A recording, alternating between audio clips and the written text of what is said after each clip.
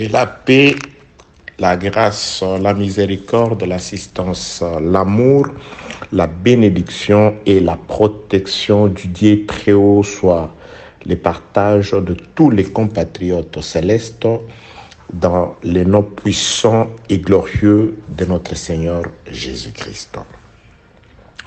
Un de ses disciples dit: Seigneur, enseigne-nous à prier. Audio numéro 22.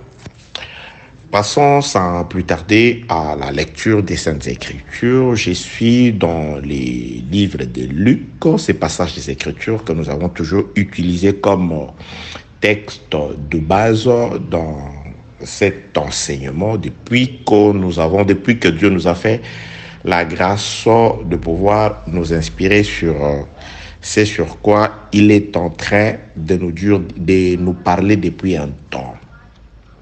Je suis avec le frère Luc et au 11e chapitre de son livre, Luc chapitre 11, le premier verset où il est écrit: Jésus priait un jour en un certain lieu. Lorsqu'il eut achevé, un de ses disciples lui dit: Seigneur, enseigne-nous à prier comme Jean l'a enseigné à ses disciples.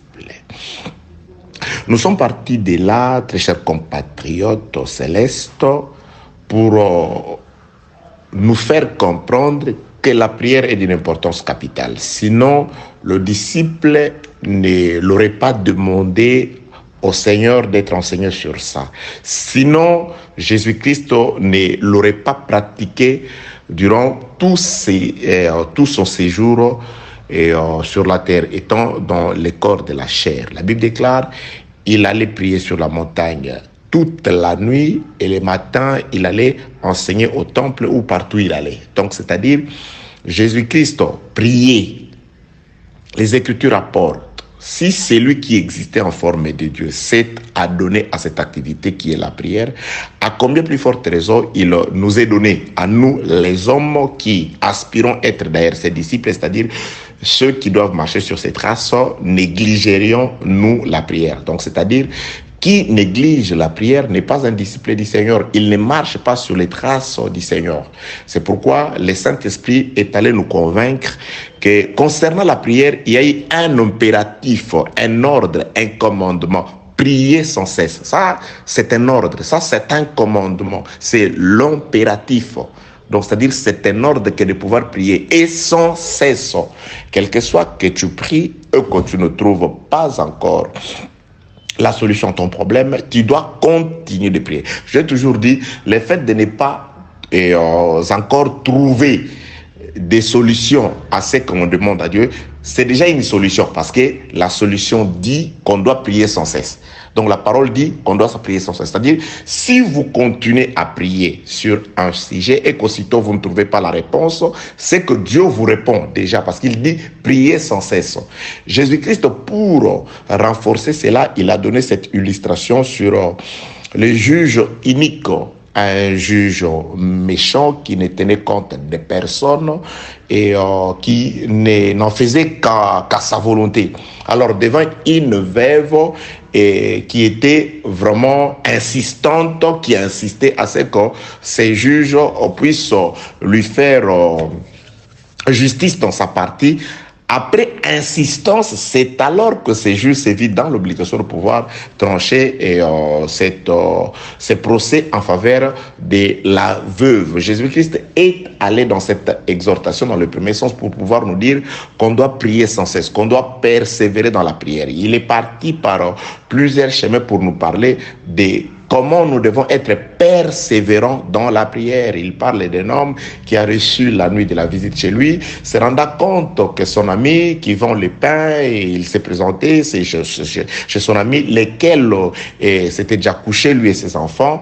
Il a tellement insisté que l'ami s'est levé, non parce qu'il était son ami, il a déclaré, mais afin que celui-ci cesse de l'importuner. Vous voyez, Jésus-Christ est allé comme prédicateur. Je l'ai toujours dit, il est Dieu, mais il est venu aussi sur la terre apôtre, comme prophète, comme prédicateur. Il a prêché à des gens qui étaient devant lui. Il a prêché à des personnes qui étaient dans les besoins. Raison pour laquelle il a guéri des gens qui étaient physiquement dans les besoins. Il a aussi pardonné les péchés. Vous voyez, donc Jésus-Christ, dans tout ce qu'il a dit, il y a la prophétie, il y a la révélation, il y a aussi de l'instruction par rapport à ce qu'il disait aux gens qui étaient devant lui, à ce qu'il voulait que les gens puissent comprendre et pratiquer de manière à ce qu'ils puissent être agréables à Dieu et mener une bonne vie sur la terre. Que la paix de Dieu soit avec vous au nom de Jésus-Christ. Donc Jésus-Christ, comme prédicateur, comme instructeur du peuple d'Israël, il leur a parlé de combien il est important pour un homme de persévérer, d'être insistant dans la prière, perspicace dans la prière, très cher compatriote céleste. Donc, nous avons compris que la prière est une ordonnance du Seigneur. C'est un commandement du Seigneur. Prier sans cesse, ça c'est de l'impératif. C'est l'activité, l'une des activités à laquelle on nous a demandé de pouvoir pratiquer sans cesse. Que la paix de Dieu soit avec vous au nom de Jésus-Christ. Et à cela, Jésus-Christ va répondre à la requête d'un de ses disciples concernant la prière. C'est de là que nous sommes partis dans le livre de Matthieu, chapitre 6e. Je voulais dire que ça, c'est l'audio numéro 22. S'il ne t'arrive que de tomber sur cet audio, n'hésite pas, cherche à entrer en contact avec nous ou avec la personne qui a posté l'audio par lui ou par elle, la personne, il vous sera donné les audios manquants. Que la paix de Dieu soit avec vous au nom de Jésus-Christ. Donc, pour la réponse, nous sommes passés à ce qui est écrit dans le livre de Matthieu, chapitre 6e. Nous avons commencé la lecture depuis le début, mais là, et tellement on enchaîne, je l'ai dit, c'est l'audio numéro 22, donc c'est-à-dire c'est une suite.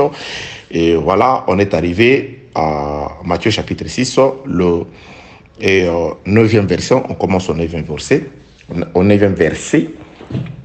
Voici donc comment vous devez prier. Notre Père qui es aux cieux, que ton nom soit sanctifié. Cela a été vraiment expliqué. J'avais dit ceci au début, tout au début, lorsque nous avons commencé l'exploitation de ces textes ici.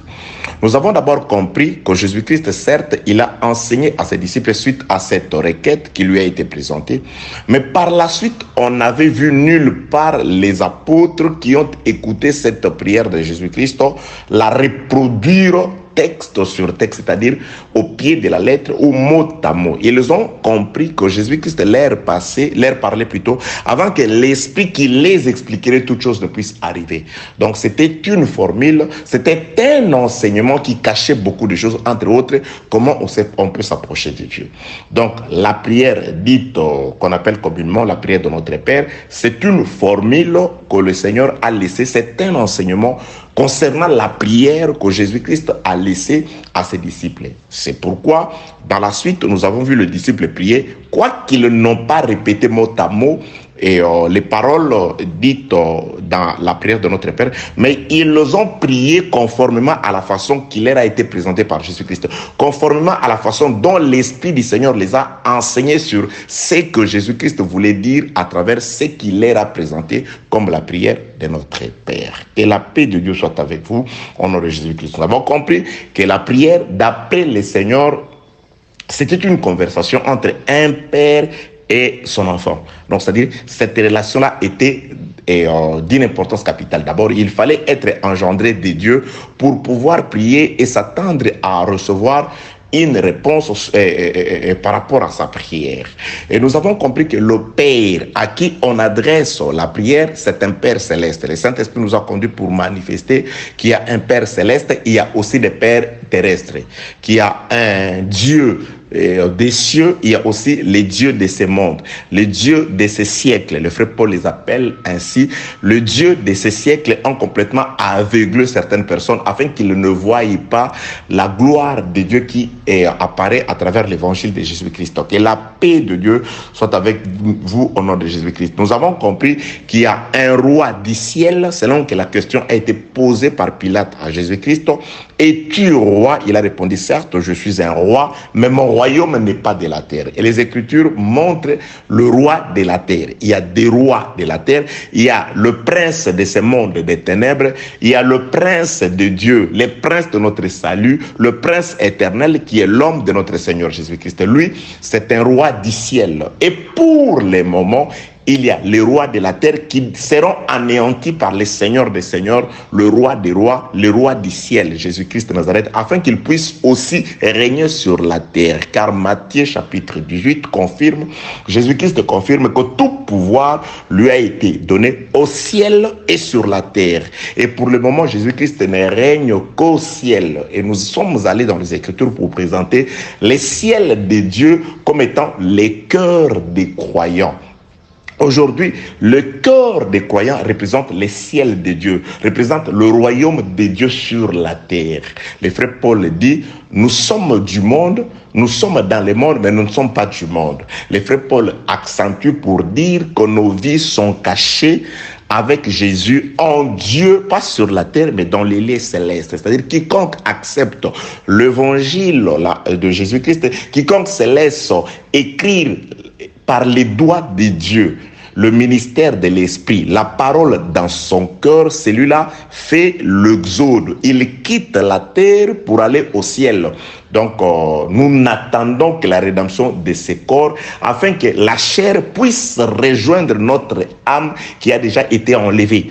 Donc, croire à l'évangile, c'est un enlèvement partiel. C'est-à-dire, l'homme cesse de vivre selon la terre, l'homme cesse de vivre selon le monde, il devient spirituel. C'est pourquoi, spirituellement, nous sommes dans le monde, mais on n'est plus dans le monde. Nous ne vivons plus selon ce monde. Nous ne pouvons plus nous accommoder aux désirs du monde, aux œuvres du monde, aux actes du monde, à tout ce qui a à voir avec le monde. Que la paix, la grâce, la miséricorde, l'assistance, la bénédiction de Dieu soit avec vous au nom de Jésus-Christ. Je prie pour toi qui as des problèmes.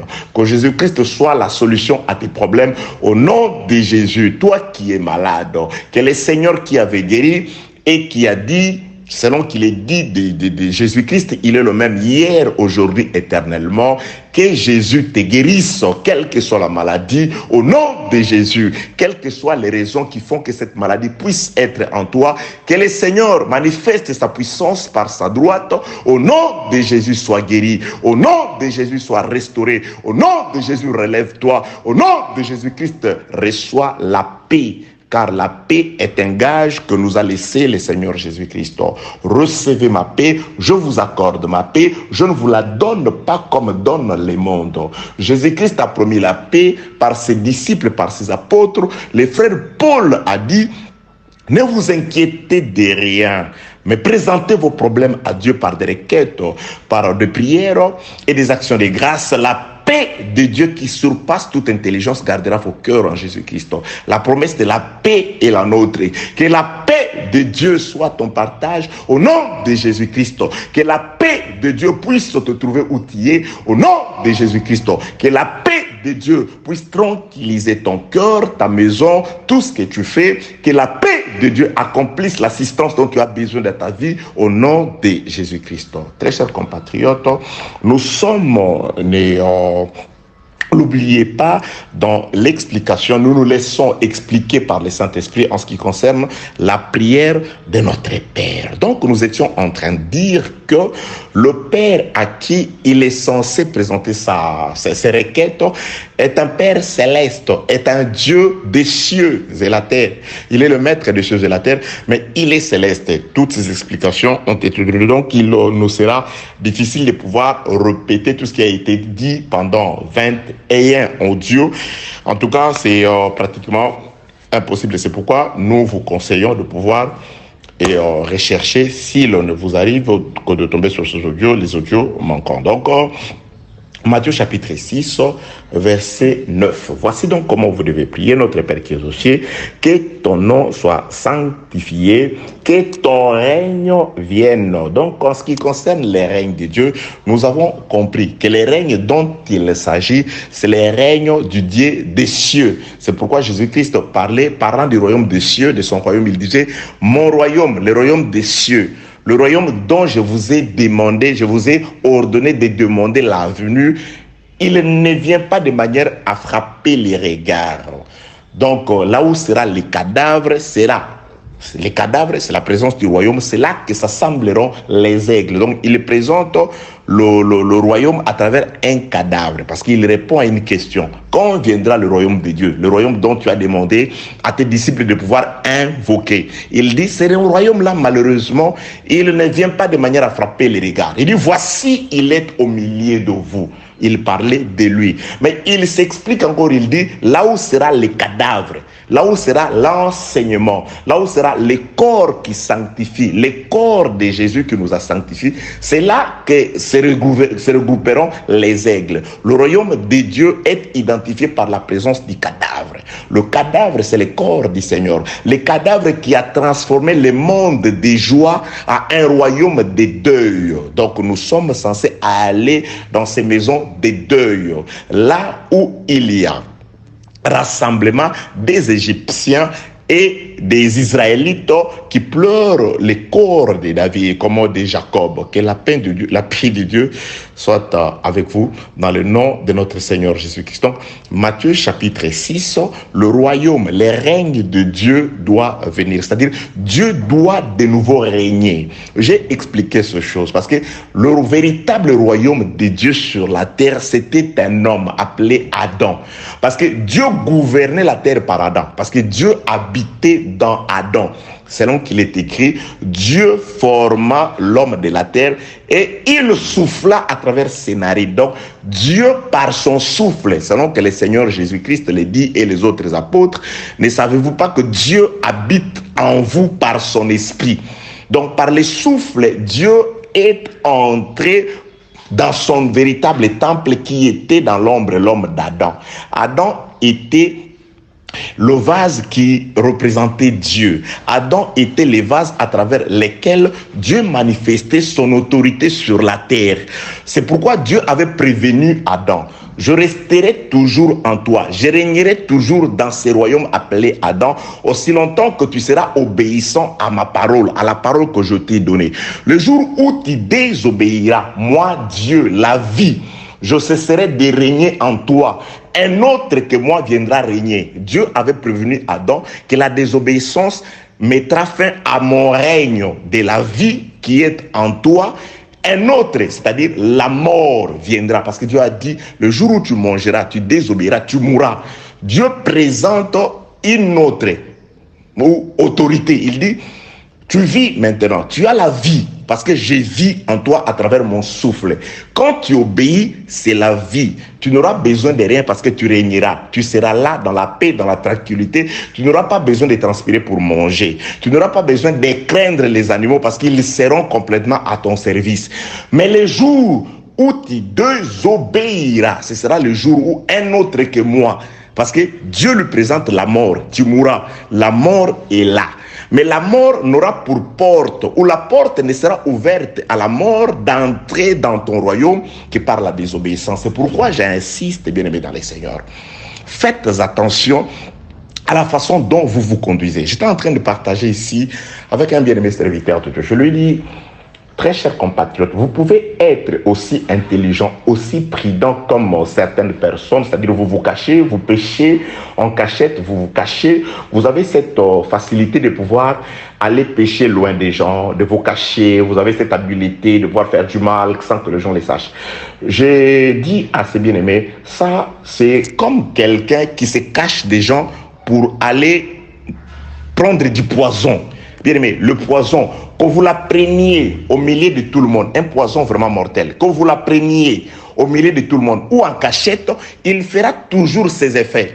Quand vous péchiez en cachette ou en public, les conséquences sont les mêmes. Aujourd'hui, il y a des gens qui ont beaucoup plus peur des hommes que de Dieu.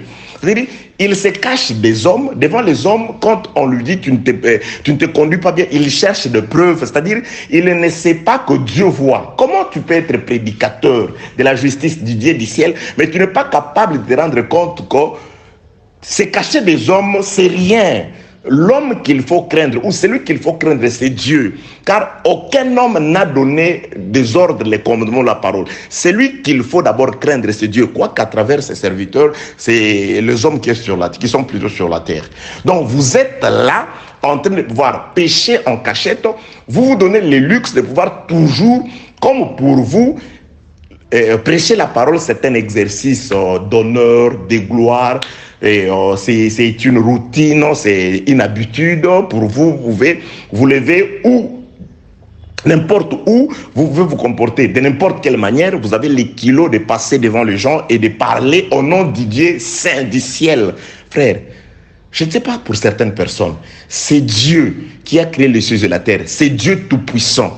C'est-à-dire, vous avez la facilité de pouvoir vous jouer avec lui. Non. Soyons, je ne sais pas. Il faut avoir peur de Dieu. Il est tellement puissant que on le prie et partout où la parole est respectée, il entend au même moment, il agit.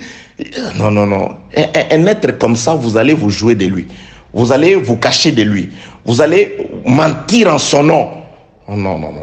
Ils ont dit, les disciples à Jésus, nous savons que tu sais toutes choses. Nous savons que tu n'as pas besoin qu'on te dise quelque chose. Parce que Jésus-Christ connaissait même leurs pensées. Quand ils se disaient entre eux, Jésus-Christ leur disait, oui, je sais que vous vous posez des questions sur ceci. Vous dites ceci. Ils disent, oh voilà. Maintenant, nous avons compris que tu sais toutes choses.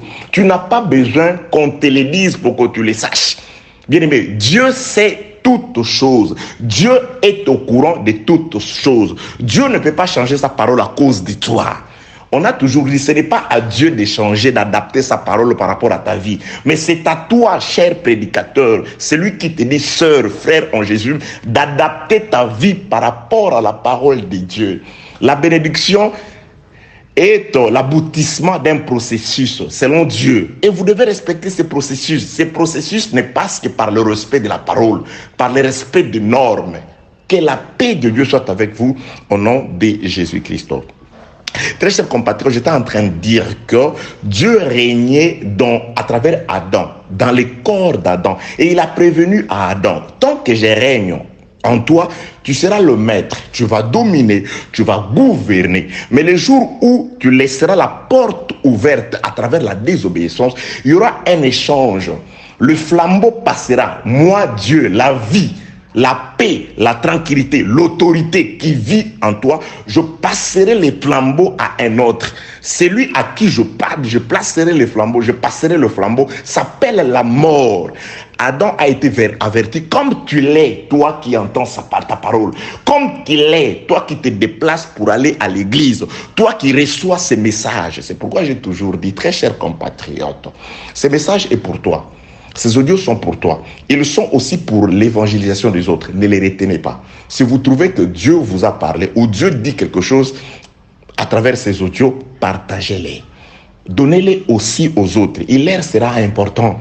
Ce n'est pas pour ma gloire. Si Dieu nous utilise à travers ces audios pour évangéliser, pour appeler les gens à la crainte, pour appeler les gens au respect des Écritures, pour se faire révéler et connaître dans la droiture et dans la vérité, selon qu'il veut que les gens les connaissent, tu n'as pas intérêt, très chers compatriotes, à les garder pour toi.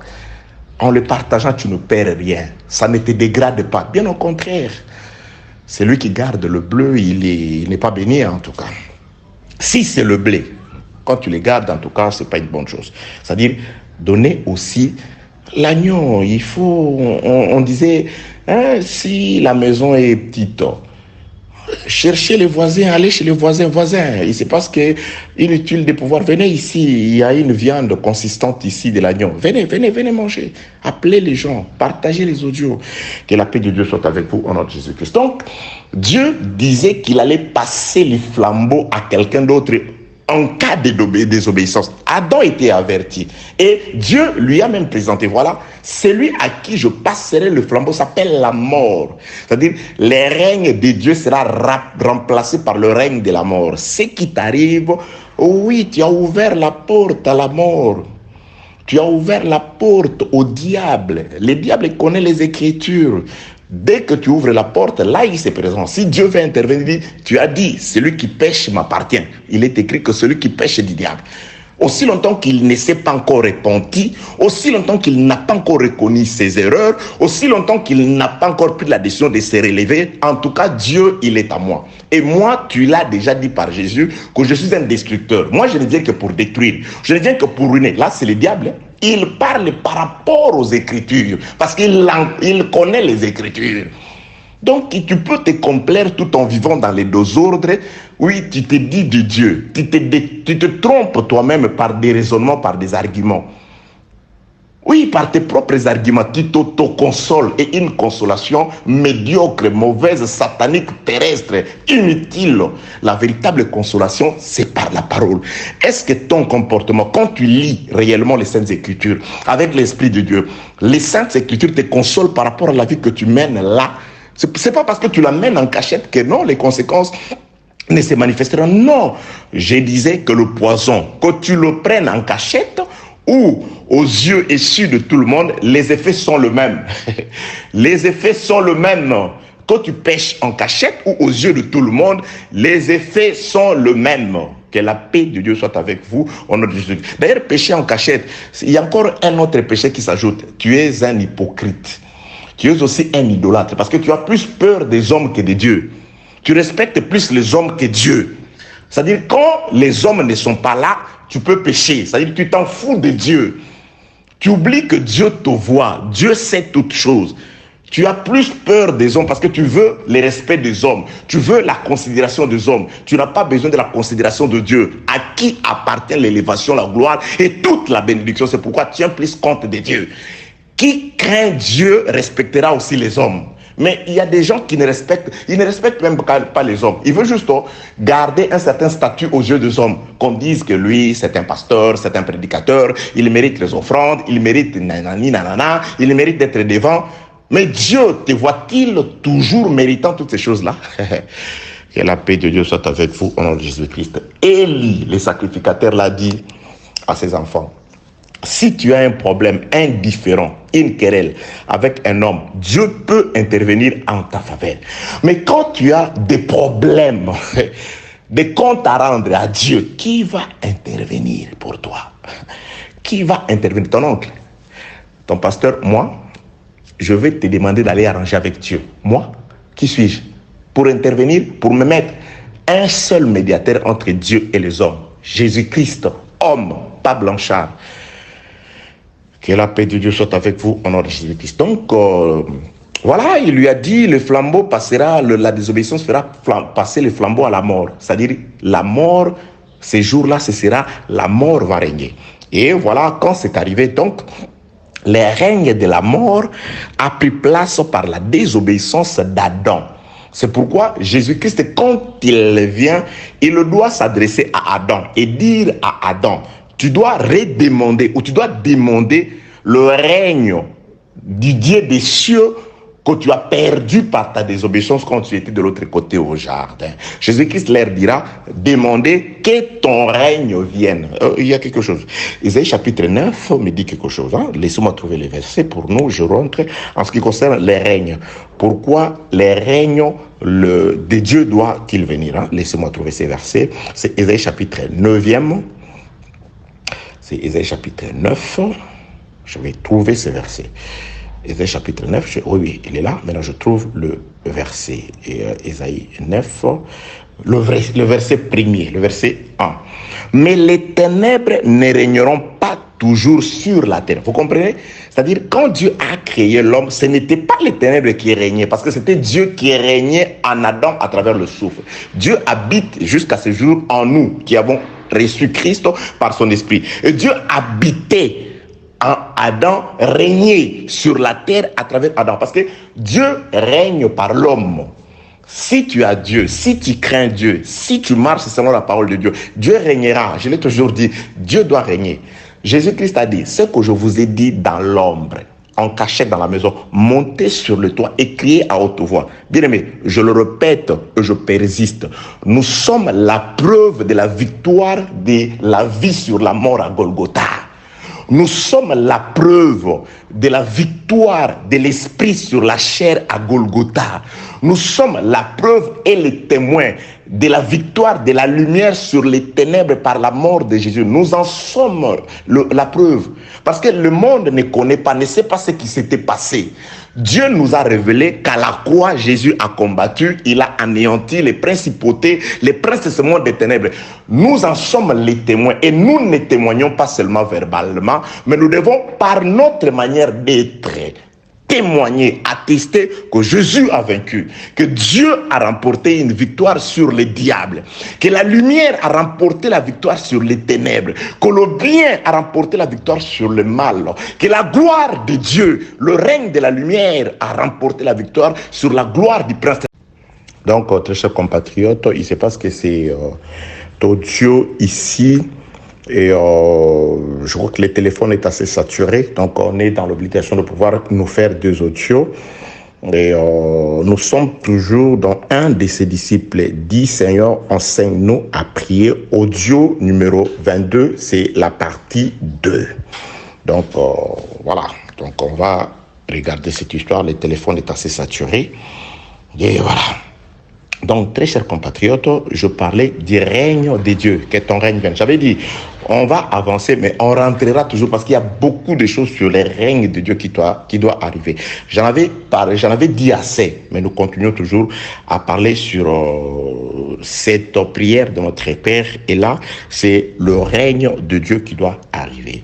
Donc, pourquoi le règne doit-il arriver? Parce que Dieu régnait dans Adam à travers le souffle, à travers la vie. Dieu dirigeait le monde à travers Adam. Il régnait sur la créature à travers Adam. Mais Dieu avait prévenu Adam, le jour où tu cesseras de m'obéir, je passerai le relais, le flambeau à quelqu'un d'autre.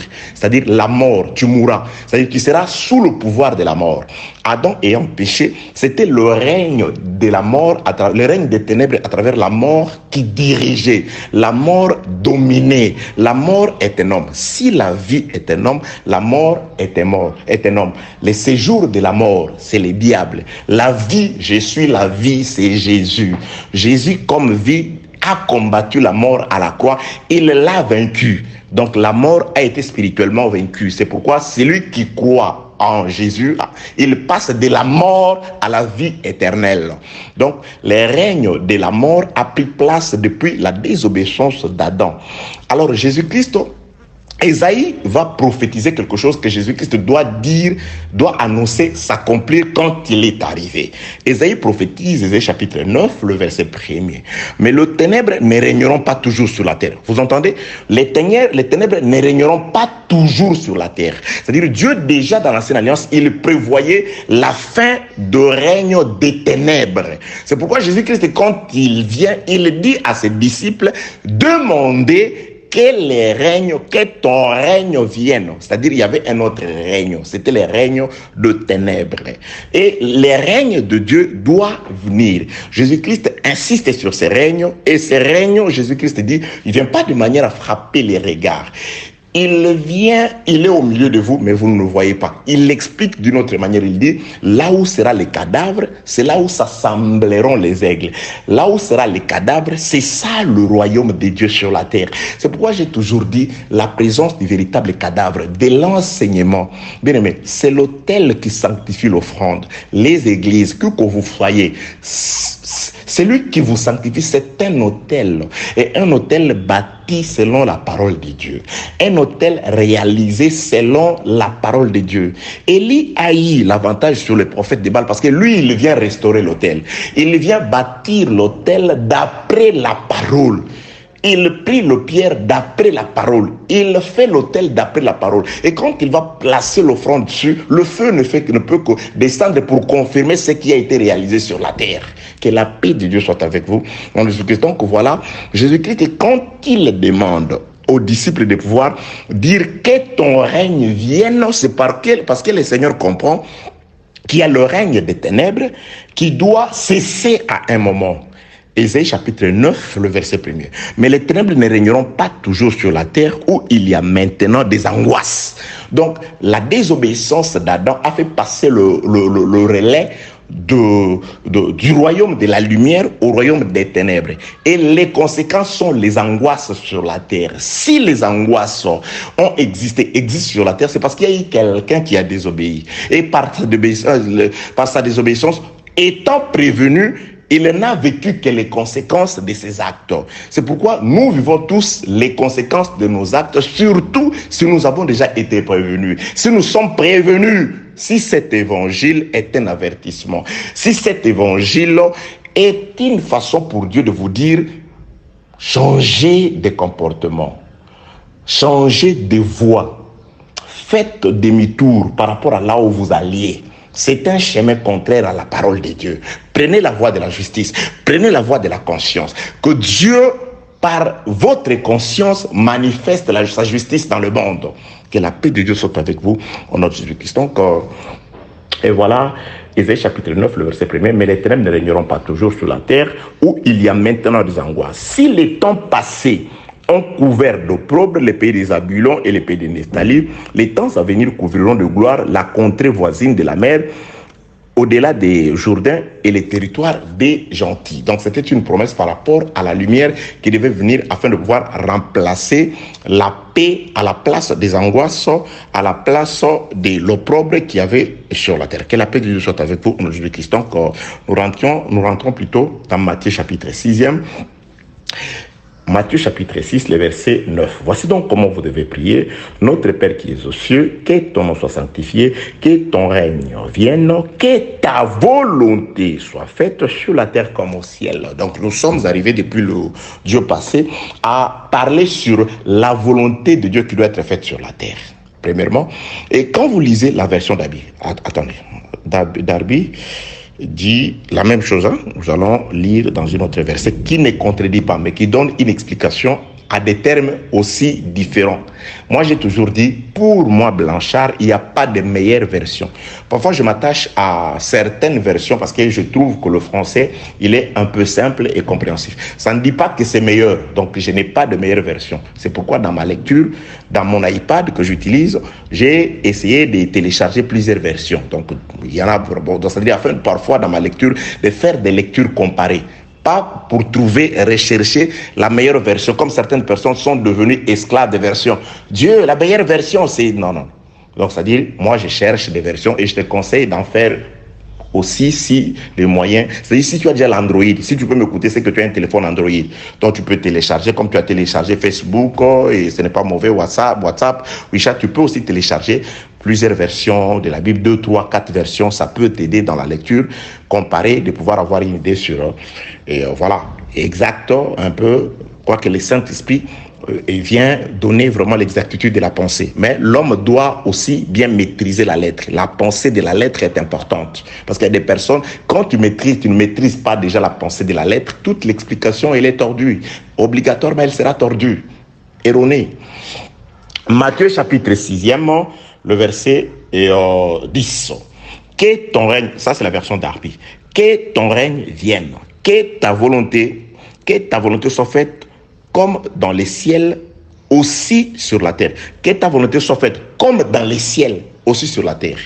La version du second dit que ta volonté soit faite sur la terre comme au ciel. Donc, c'est-à-dire, le problème c'est que sur la terre des hommes, la volonté de Dieu doit se faire. Mais cette volonté ne peut se faire que comme elle est faite au ciel. Donc, le reflet de la volonté de Dieu sur la terre, c'est le ciel. La réalité de la volonté qui doit se faire sur la terre, c'est le ciel. C'est-à-dire, si tu veux te rendre compte, est-ce que ce qui se fait dans mon église, ce qui se dit dans mon église, ce qui se fait dans ma vie, dans ma maison, dans ma famille, est-ce la volonté de Dieu? La référence, c'est le ciel. Donc, tu dois avoir comme matériel didactique, comme modèle, le ciel. Donc, c'est-à-dire, la volonté de la terre, de Dieu sur la terre, doit refléter comment elle est faite au ciel. Comme au ciel. Maintenant, la grande question est, comment a été faite la volonté de Dieu au ciel? Ce sont ceux qui connaissent l'application de la volonté de Dieu au ciel qui peuvent, en tout cas, la reproduire sur la terre. Très chers compatriotes, c'est comme ça. C'est-à-dire, si vous ne connaissez pas comment elle a été faite au ciel, c'est-à-dire, on ne peut pas être prédicateur de la volonté de Dieu, car nous sommes prédicateurs pour exprimer la volonté uniquement de Dieu. Car le maître ne veut que ses enfants ne connaissent que sa volonté. Nous n'enseignons que la volonté de Dieu, pas la volonté des hommes, pas la volonté de Blanchard. Blanchard, d'abord, moi je suis là, j'enseigne parce que je veux accomplir la volonté de Dieu. Je vous prêche parce que je veux accomplir la volonté de Dieu. La volonté la plus importante, c'est celle de Dieu. Mais Blanchard ne peut être un bon présentateur ou dispensateur de la volonté de Dieu sur la terre si Blanchard connaît comment la volonté de Dieu est présentée au ciel. Donc, Blanchard doit être ou doit avoir la capacité ou doit avoir été ou avoir séjourné déjà au ciel. Parce que, oui, Jérémie déjà disait quelque chose, hein? Dieu disait quelque chose. Ah, Jérémie, je m'approche du chargeur. Vous savez, je vous parle depuis l'Afrique. L'Afrique, il y a des problèmes de coupure de l'électricité. Donc là, laissez-moi m'approcher du chargeur pour brancher l'iPad afin que ça ne coupe pas. Voilà, parce que ça donne déjà 5%. Ah, c'est comme ça. Chez nous, il y a, là je parle bien-aimé, qui sont là où vous n'avez pas de problème d'électricité. Donc là, c'était juste 1%. Donc il fallait que je la branche. Voilà, je me suis déplacé à côté de la prison. Par la grâce, Seigneur, je crois que nous aurons dans les jours à venir des messages vidéo. Vous aurez le temps de pouvoir, en tout cas, on aura le temps de pouvoir communiquer en mode visuel. Que la paix de Dieu soit avec vous au nom de Jésus-Christ. Donc, j'étais en train de dire ceci, très chers compatriotes. Alléluia, Dieu merveilleux. Oui, je veux vous partager toute l'ambiance parce que là, je suis en train de transpirer. Je vous parle, donc voilà. Et je ne veux pas couper, je ne veux pas faire des couper, monter. Non, non, non, non. C'est une prédication. Moi, je vous vois en face de moi. Vous êtes tellement nombreux. Je voudrais, par l'Esprit du Seigneur, que tout le monde sente quelque chose de la part de Dieu. Je ne voudrais pas vous parler, mais je voudrais que la volonté de Dieu soit faite en vous comme elle est faite au ciel. Dieu du ciel. C'est pourquoi j'ai parlé de deux royaumes. Le royaume des cieux et le royaume de la terre. Pour bien enseigner sur la terre, tu dois avoir séjourné au ciel. Oui. Moïse ne pouvait pas rester sur la terre et enseigner la loi au peuple. Non. Il fallait que Dieu retire Moïse de la terre, qu'il le fasse monter dans la nuée sur la montagne dans un royaume où Moïse verra l'application de ce qu'il enseignera plus tard sur la terre. Comment elle s'est fait au ciel? Et quand Moïse descend, Exode chapitre 25, le verset 40, Dieu doit insister. Tâche de faire exactement comme tu as vu sur la montagne, comme tu as vu au ciel. Vous voyez? Aie soin de faire exactement ce que tu as vu sur la montagne. Que ta volonté, que la volonté de Dieu soit reproduite sur la terre comme Moïse a vu au ciel. C'est pourquoi Jésus-Christ était avec les hommes. Il est mort, il est ressuscité, il doit aller au ciel. Et quand il s'en va au ciel, il promet de revenir. Il dit, il y a des choses que je dois vous dire, mais je ne vous les dis pas maintenant parce que vous n'allez pas le maîtriser. Je dois d'abord aller au ciel. Je dois d'abord monter pour prendre ce qui est au ciel et le refléter sur la terre. C'est pourquoi le jour de la Pentecôte, c'était l'expression du ciel sur la terre. C'était la volonté du ciel sur la terre. C'était le jour où Dieu a fait connaître ce qui se passe au ciel sur la terre. Voici la raison pour laquelle Jésus-Christ disait que je prie pour ceux qui sont ici devant moi. Pas seulement pour eux, mais pour ceux qui croiront à moi à travers leur message. Jésus meurt, il ressuscite, quelques jours après, il s'en va au ciel, il descend sous forme de l'Esprit dont les apôtres, à travers les apôtres, nous avons aujourd'hui la connaissance de Dieu. Nous pouvons aujourd'hui appliquer la volonté de Dieu comme au ciel, mais à travers les apôtres. Oh, que Dieu soit loué. Dieu prend Moïse parmi les hommes, il les fait monter au ciel. Il lui montre l'application, la vie de Dieu au ciel. Moïse a vu la vie de Dieu au ciel, comment se faisaient les services de Dieu, comment on adorait Dieu, comment on organisait les cultes. Dieu dit, alors quand tu descends, Moïse, reproduis exactement ce que tu as vu. Alléluia. Dieu dit, bon, je te donnerai quelques aides, quelques personnes qui doivent t'aider à accomplir, à matérialiser la pensée qui est dans ta tête.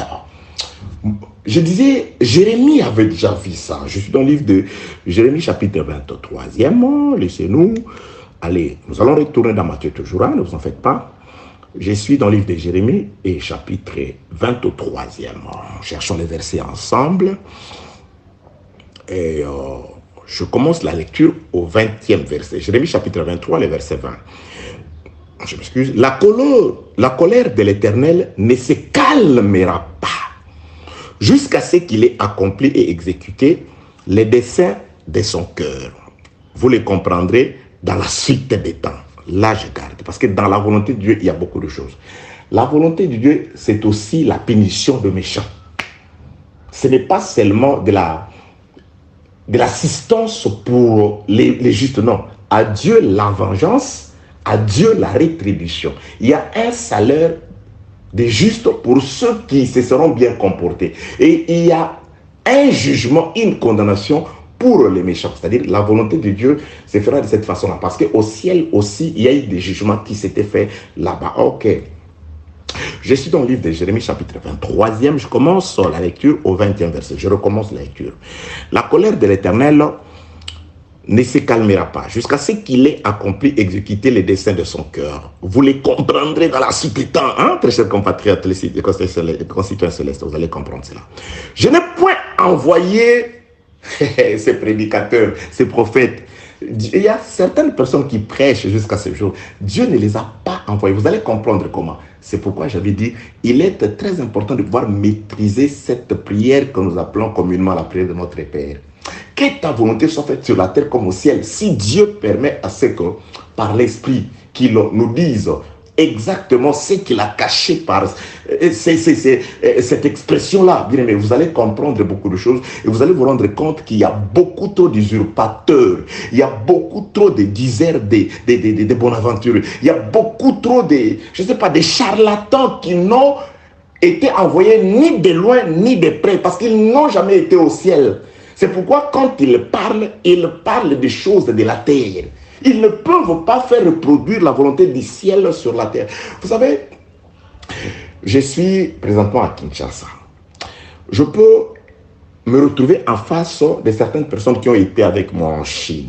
Notre conversation, elle sera un langage de barbare pour ceux qui n'ont jamais été en Chine. Je leur dirai, alors vous voyez, quand vous voulez aller en Chine, plus particulièrement dans la ville de Guangzhou, vous descendez à l'aéroport. Bon, si vous n'avez pas beaucoup d'argent, qu'est-ce que vous faites? Vous prenez, vous descendez juste en dessous là-bas, il y a le métro, vous prenez la ligne 3 qui est là. C'est lui qui a déjà été à Guangzhou, il voit. Moi, je parle, lui entend et voit. C'est ça un disciple. Il entend et il voit parce qu'on lui rappelle ce qu'il a déjà vu. Tu vois, tu prends la ligne 3 du métro, alors si tu veux aller du côté du marché qu'on appelle le marché européen ou si tu veux aller du côté du centre-ville et tu prends jusqu'à telle intersection, tu descends, tu prends la ligne 2, tu prends la ligne et quand tu sors de là, tu verras à gauche, il y a l'administration, à droite, tu tournes derrière l'administration, il y a des bus. C'est-à-dire quand je parle, je suis un barbare pour ceux qui n'ont pas été avec moi en Chine. Mais je suis un homme logique, juste, et je parle bien pour ceux qui connaissent la Chine. Alors, quand tu veux prendre, tu vois, quand tu es au niveau de là où s'arrêtent beaucoup trop les étrangers, les quartiers qu'on appelle Chabelou, et de là, tu peux facilement prendre le métro, tu prends l'entrée D, tu descends, et de là, tu prends la ligne 5, la station suivante à partir de Chabelou, c'est la gare, et tu sors de là, tu prends la sortie. Et de là, c'est-à-dire, c'est lui, ah bon, oui, oui. Bon, tu vois, à côté de la sortie E, ouais, tu peux traverser comme ça, quand tu traverses la route, de l'autre côté, il y a des magasins qu'on vend les vêtements comme ça, de l'autre côté, tu vas tout droit, il y a là, on vend des chaussures, et tu vas tout droit, de là, tu vas aller où on vend ces histoires des postiches, le mèche pour les... C'est-à-dire, c'est lui qui a déjà été en Chine, il le voit, il entend et il le voit. C'est idem avec le royaume des cieux. Jésus-Christ dit, ne montera au ciel que celui qui est descendu du ciel. Nous sommes descendus du ciel par Jésus. Et quand nous enseignons, ceux qui sont du ciel, ils nous écoutent. Alléluia. Dieu est merveilleux. Voilà pourquoi vous aimez cet évangile. Voilà pourquoi vous nous appelez. Voilà pourquoi vous nous contactez. Parce que vous vous retrouvez par rapport à votre vie d'autrefois. Bien aimé, vous avez vécu ces choses. C'est pourquoi il est facile d'enseigner à un enfant de l'éternité. Facile. Mais frère, tu ne te comportes pas comme ça parce que de l'autre côté là-bas, on n'a pas vécu ça. On ne vit pas comme ça. La jalousie n'est pas la nôtre. Non, la mesquinerie, ce n'est pas de nos habitudes. Ah bah oui, l'impudicité. Non, non, non, non, non. Ce n'est pas la nôtre. L'impudicité, la mesquinerie, le péché, l'orgueil, c'est pour celui qui a été chassé là au ciel. Tu te rappelles de celui qui a été chassé? Ah, celui qui a été précipité sur la terre. Oui, nous sommes restés. Lui et ses acolytes, ils sont été. Voilà. Alors, comment toi tu peux te retrouver avec les mentalités, les caractères de celui qui a été précipité? Tu ne peux pas te retrouver comme ça. Nous, on n'est pas comme ça. Nous sommes des anges, certes, devant pour faire connaître la volonté de Dieu sur la terre comme elle a été présentée ou elle est présentée au ciel. Alléluia. Je suis dans le livre de Matthieu, de Jérémie chapitre 23e, le verset 21. Je n'ai point envoyé ces prophètes. Ils ont couru. Je n'ai jamais appelé ces pasteurs. Aujourd'hui, non, non, non, non, bien aimé. Il y a, je parle des assemblées des saints. Je crois qu'on s'est déjà débarrassé de l'Égyptien qui en voulait sur nous. De l'Égyptien qui était en train de frapper les Juifs. On s'en est déjà débarrassé par l'œuvre de la croix. Jésus a déjà vaincu le malin, le diable, l'Égyptien. Il a déjà chassé, il a vaincu. Maintenant, parlons entre nous. En quatre yeux, c'est-à-dire entre Juifs, parlons-en. Pourquoi maltraitez-vous la parole? Pourquoi la jalousie entre vous? Pourquoi vous battez-vous entre vous? Je parle comme le frère Paul au peuple de Corinthiens, Corinthiens chapitre 5. N'y a-t-il pas entre vous quelqu'un de sage et d'intelligent pour juger entre vous? Pourquoi vous allez vous accuser les uns les autres chez les païens? Pourquoi? Alléluia. J'ai dit ceci, bien-aimé. Il y a tellement aujourd'hui de ces actes qu'on appelle entre guillemets imposition des mains ministérielles. Il y en a tellement que certaines personnes à qui on donne cette main d'association, je comprends. Parce que celui qui impose la main sur quelqu'un comme ministre de la parole, il lui donne d'abord la main d'association dans son œuvre. Alors quand tu vois la personne à qui on a donné la main d'association, son comportement et des pourritures qui sortent de sa bouche, tu comprends directement le ministère auquel il a été associé. Parce qu'on donne la main d'association. Parce que le frère Pierre a dit ceci à Paul. C'est lui qui a fait de nous apôtres, a aussi fait de lui apôtres. Ils ont reconnu qu'ils ont un ministère commun, qu'ils ont un Dieu commun. Alors quand toi tu imposes les mains à quelqu'un, tu lui donnes l'accès comme une licence pour exercer. C'est-à-dire que tu l'associes d'abord à ton ministère. C'est pourquoi toutes les bavures qu'il va commettre seront attachées à ton ministère. Même si les gens seront hypocrites pour te le dire parce que tu es assis sur un piédestal, tu es sur un trône, on a peur de toi. Par respect entre guillemets des hommes, on te respecte, mais devant Dieu, tu seras toujours associé à toutes les bavures, bêtises, à toutes les atrocités que commettra cet homme-là. Ou qui sont en train de commettre ces hommes-là. Parce que c'est toi qui les as associés à cette œuvre-là.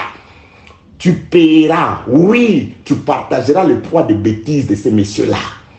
Mais ce n'est pas possible aujourd'hui. Ce n'est pas possible, bien aimé.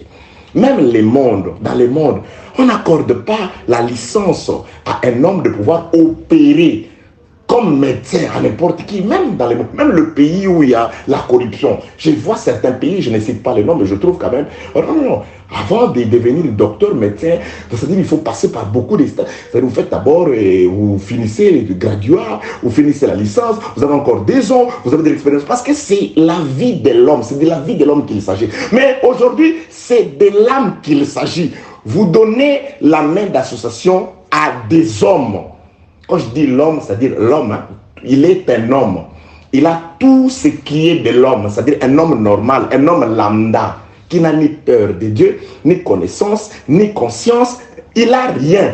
Il n'a que ton nom, c'est-à-dire il se promène avec le nom de celui à qui lui a donné la main d'association, parce que celui-là, il a une certaine notoriété. Non.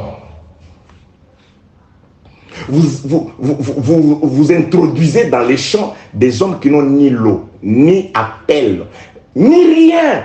Même certaines personnes, bien, mais je peux comprendre, bon, je pourrais comprendre quelqu'un qui a même la crainte de Dieu, c'est-à-dire il peut même être un disciple, je sais pas, un frère.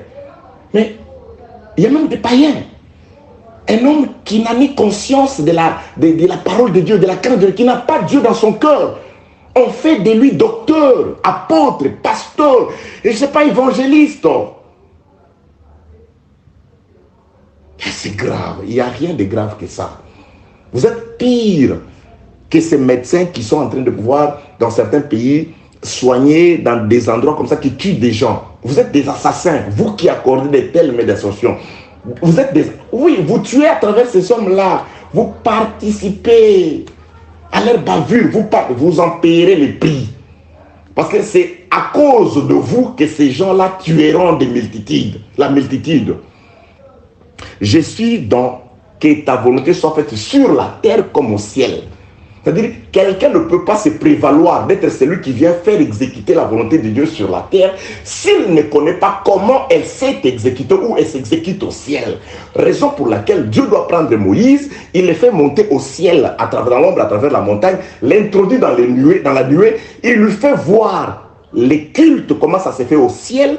Il lui demande en descendant, va repliquer comme tu as vu au ciel. Jérémie, à plus tard, il le dit. Jérémie chapitre 23, verset 21. Je n'ai point envoyé ces prophètes. Ils nous ont couru.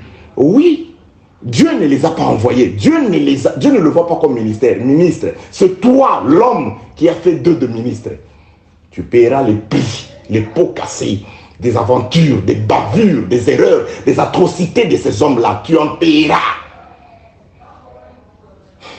Jéroboam des temps modernes qui fabrique et fait des ministres à volonté. Parce qu'il veut juste empêcher les gens de ne pas aller à Jérusalem. J'ai aussi mon groupe de ministres. Il a aussi sa lignée à lui, des ministres fabriqués selon son gré. Vous croyez que c'est une gloire que de pouvoir vous déplacer de ville en ville pour imposer des mains, pour faire des ministres? Il y a des gens qui en ont même fait leur ministère, de pouvoir les ministères de l'impôt, de celui qui impose les mains, en cascade et en désordre. Verset 21. Ouais, vous avez été avertis comme Adam. Faites plus ça, répentez-vous, frère. Ça fait quoi? Vous voulez juste collectionner l'ombre de celui qui a le plus imposé les mains aux gens, mais vous imposez les mains même aux animaux? J'ai toujours dit, vous savez, un païen, quand il est assis au banc, c'est un animal domestique, c'est-à-dire à qui un ignorant, quand il est assis au banc, c'est un animal domestique à qui on peut faire tout. Viens, il vient. Donne, il donne. Déshabille-toi, on va te laver. Parce que c'est un animal domestique. Comme on enverrait un chien, va, viens, fais ceci. Parce qu'il est un ignorant. Au banc, on lui fait faire tout. Mais un ignorant, quand vous le faites passer devant les gens, il reste un animal, mais il devient une bête féroce. Il commence à tuer. Quand il était assis au banc, c'est un païen, un ignorant. Il est un animal domestique. On le chasse, on le fait venir, on l'envoie, on le conduit à la chasse, on mange tout, on lui donne l'os. Il est là. On fait sur lui comme les médecins avaient fait sur la femme à la perte de sang. On lui ravit tout, il n'y a pas de guérison. Elle est toujours là parce que c'est un animal domestique. Il est assis au banc, il ne passe pas devant. Mais lorsque vous faites de lui un prédicateur, vous lui faites entre guillemets ce que vous appelez vous consécration, imposition de main ministérielle. Vous le faites passer devant les gens, c'est-à-dire vous prenez toutes les armes méchantes de guerre, vous lui donnez pour tuer. Il devient un animal sauvage C'est pourquoi le frère Paul, parlant de faux prédicateurs, il dit, j'ai lutté avec des bêtes féroces à Éphèse. Il parle de faux prédicateurs. Il parle des ignorants qu'on a fait passer pour prédicateurs. Dieu reprochait déjà, il en faisait déjà des reproches. Je suis donc que ta volonté soit faite sur la terre comme elle est faite au ciel. Au ciel, c'est comme ça. Voyons comment la volonté est faite au ciel. Jérémie chapitre 23, le verset 21. Je n'ai point envoyé ces prophètes. Ils ont couru. Je ne leur ai point parlé. Ils n'ont jamais écouté Dieu. Je ne leur ai point parlé. Ils ont prophétisé. Ils enseignent sans avoir écouté Dieu. Et qu'est-ce qu'ils enseignent? Jean me dit quelque chose. Jean, dans son épître, Jean, et attendez, je vais retourner dans Jérémie. Jean, c'est le 4e chapitre. Laissons-nous trouver le verset. Nous sommes dans je ne leur ai point parlé, mais eux, ils se sont précipités à enseigner, à prophétiser, à bâtir des églises. Or, Dieu ne les a pas. Bien aimé, tu ne peux pas te retrouver ministre seulement parce que les autres ont dit que tu es ministre. Non, Dieu doit te parler personnellement. Dieu doit t'envoyer. Bien aimé, j'ai dit, comme Paul a dit, j'ai cru, c'est pourquoi je parlais. Je vous dis ce que j'ai entendu. Je vous dis ce que celui qui m'a envoyé vous parler m'a dit. Quand il m'a pris pour faire de moi celui que je suis aujourd'hui. Dieu dit que je sais.